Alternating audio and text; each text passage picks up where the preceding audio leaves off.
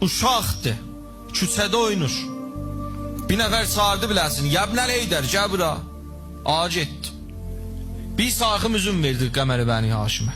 Dedi, bunu məndən qəbul elə, hədiyə ünvanındır. Ağa dedi, yox, mən istəyirəm. Uşaq da, dedi, yox, dedi, baba, mən atan əliyinin söyənlərindənəm, şiyələrindenəm, qəbul elə. İstəyəm bir sənə də bir hədiyə verim. Qəbul elədi.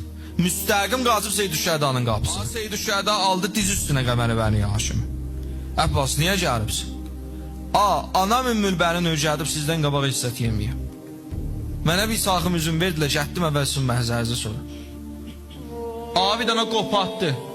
Yaxınlatdı Qəməri Bəni Haşimin ağzına tərəf, dedi, ay, əvvəlsiz sorayım. Ağa meyl eləməyəcəm Qəməri Bəni Haşim hissət yemədi.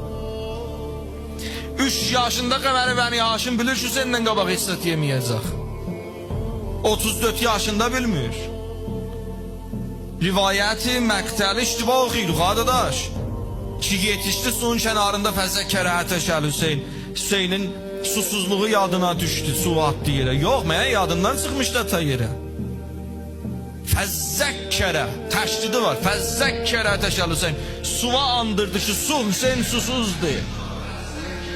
Özü bilirdi. Suva düşündürürdü.